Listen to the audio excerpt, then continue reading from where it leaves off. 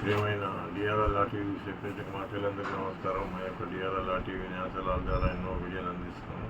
మీరు చూసిన తర్వాత లైక్ చేసి సబ్స్క్రైబ్ చేసి షేర్ చేయాలని కోరుకుంటున్నాను. నా పేరు డి రామరెడ్డి, ఎక్స్ ప్రెసిడెంట్ కింద court Balakrishna, X public prosecutor high court state of Telangana.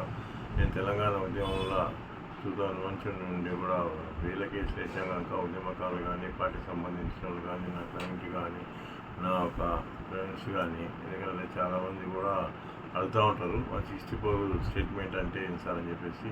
ఎందుకంటే 164 స్టేట్మెంట్ రికార్డ్ చేసిందని చెప్పేసి మధ్యకాలంలో పేపర్లో కూడా వస్తుంటుంది. చాలా ఇంపార్టెంట్ క్వశ్చన్ కూడా ఇది. ఎందుకంటే భారతదేశం 29 రాష్ట్రాలలో కూడా 164 క్రిమినల్ ప్రొసీజర్ కోడ్ అనేది 1900 చట్ట ప్రకారం, ఎందుకంటే recording of confession and statements 164 criminal procedure code కింద రికార్డ్ చేయడానికి ఆస్కారం ఉంటుందన్నమాట.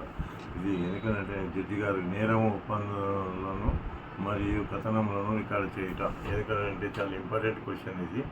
ఎందుకంటే భారతదేశం అంతా కూడా ఎందుకంటే వాళ్ళు ముద్దాయి కానీ, అక్యూడ్ కానీ నేరాన్ని ఒప్పుకున్నట్లయితే ఈ సెక్షన్ ప్రకారము ఎందుకంటే మేజిస్ట్రేట్ కానీ, చీఫ్ మేజిస్ట్రేట్ కానీ, ఎందుకంటే రికార్డ్ చేయడానికి ఆస్కారం ఉంటుంది అన్నమాట.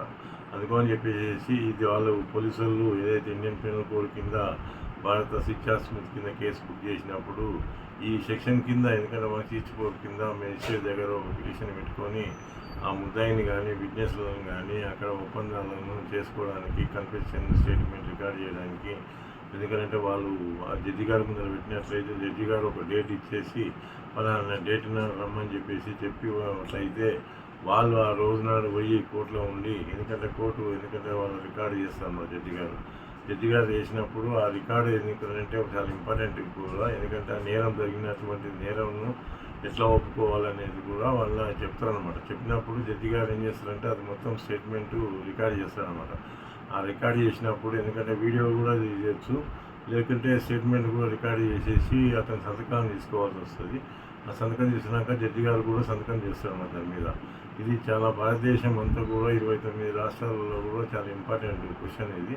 ఎందుకంటే 164 కింద పోలీసు వాళ్ళు ఎందుకంటే నేరం ఇంపార్టెంట్ కేసులు ఏమైనా ఉన్నట్లయితే ఈ 164 కింద రికార్డ్ చేసేసి దాన్ని ఎందుకంటే ఛార్జ్ షీట్కు ఇంక్లూడ్ చేస్తారనమాట.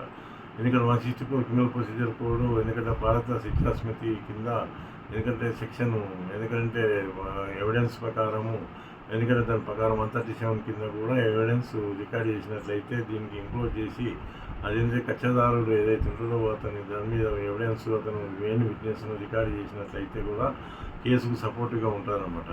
ఐ విట్నెస్ అంటారు దాన్ని. ఐ విట్నెస్ కానీ వాళ్ళని కానీ మిగతాలను కానీ ఎందుకంటే ఈ కేసుల్లో వాళ్ళని తీసుకొచ్చి కోర్టులో ప్రొడ్యూస్ చేసి తర్వాత ఎందుకంటే దాన్ని మొత్తం స్టేట్మెంట్లను రికార్డ్ చేసిన తర్వాత పోలీసులు తీసుకొని ఛార్జ్షీట్తోనే అలాంగ్ విత్ ఛార్జ్షీట్తోనే వేయడానికి ఆస్కారం ఉంటుందన్నమాట. అందుకని చెప్పేసి ఇది ఏదైతే 164 అనేది భారతదేశం అంతా కూడా 29 రాష్ట్రాలలో కూడా పోలీసులు రికార్డ్ చేస్తారు. ఆ రికార్డ్ చేసినప్పుడు ఈ విట్నెస్ స్టేట్మెంట్లు కూడా చాలా ఇంపార్టెంట్ అనమాట. విట్నెస్ కానీ, ముద్దాయి కానీ వాళ్ళ యొక్క కేసును ఒప్పుకున్నట్లయితే జడ్జి గారు అంతా రికార్డ్ చేసిన తర్వాత దాని మీద సంతకం తీసుకొని ఎందుకంటే వాళ్ళు కోర్టు ఫైల్ కింద కోర్టు రికార్డు కింద ఉంటుందన్నమాట. అందుకని చెప్పేసి ఏదైతే మీరు 164 ఇచ్చినప్పుడు ఎందుకంటే చూసినట్లు చెప్పాలి, లేకుంటే ఎందుకంటే మీరు ఫ్యూచర్లో మళ్ళీ ఎందుకంటే మీ మీద కూడా ఫాల్స్ ఎవిడెన్స్ ఇచ్చినట్లు జడ్జి గారు రికార్డ్ చేస్తారు కనుక మీరు కేసు రిజిస్టర్ చేయడానికి కూడా ఆస్కారం ఉంటుంది అనమాట. అందుకని చెప్పేసి మీరు 164 ఇచ్చినప్పుడు మళ్ళీ కేసు ట్రయల్ నడిచినప్పుడు మీరు కంపల్సరీ కోర్టుకు రావాల్సి వస్తుంది. కోర్టులో కూడా మళ్ళీ తర్వాత ఎవరైతే డిఫెన్స్ అడ్వకేట్ ఉంటారో మీరులను క్రాస్ ఎగ్జామినేషన్ చేయడానికి కూడా ఆస్కారం ఉంటుంది అనమాట. ఈ 164 కింద ఎందుకంటే మీరు ఇచ్చినప్పుడు అది ఎందుకంటే కోర్టు రికార్డు కింద వస్తుంది కనుక పోలీసు వాళ్ళు మొత్తం ఇన్వెస్టిగేషన్ అయినాక మిగతా అన్ని కాపీలన్నీ కూడా మెమో ఆఫ్ ఎవిడెన్స్ కింద మీ ఎవిడెన్స్ పెట్టి మీ యొక్క అడ్రస్లు కూడా పెట్టిన తర్వాత ట్రయల్ జరుగుతున్నప్పుడు మీకు సమన్ ఇచ్చేసి కోర్టుకు రమ్మని కూడా చెప్పడానికి ఆస్కారం ఉంటుంది. కోర్టు జడ్జి గారు మీకు సంబంధించినప్పుడు మీ కోర్టుకు వచ్చి మీ యొక్క ఎవిడెన్స్ను ఇచ్చేసినట్లయితే కోర్టుకి రికార్డు కింద ఎందుకంటే దానిలో మీరు తర్వాత డిఫెన్స్ అడ్వకేట్ ఏదైతే ముద్దాయి అడ్వకేట్ ఉంటాడో తర్వాత మేము క్రాస్దం చేసినప్పుడు కూడా మీరు ఆలోచించుకొని చెప్పవలసి వస్తుంది అనమాట. ఇది చాలా ఇంపార్టెంట్ సెక్షన్ అనమాట.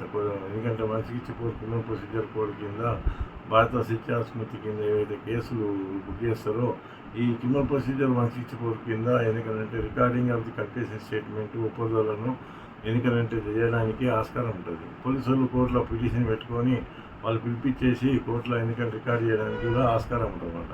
ఇది భారతదేశం అంతా కూడా చాలా ఇంపార్టెంట్ క్వశ్చన్. ఎందుకంటే మీరు అనుకోని ఆలోచించి కోర్టులో ఎవిడెన్స్ ఇచ్చినప్పుడు అది ఎందుకంటే కోర్టు రికార్డ్ కింద అవుతుంది కనుక మీరు జడ్జి గారు అడిగిన క్వశ్చన్లకు మీరు చెప్పవలసి వస్తుంది అనమాట.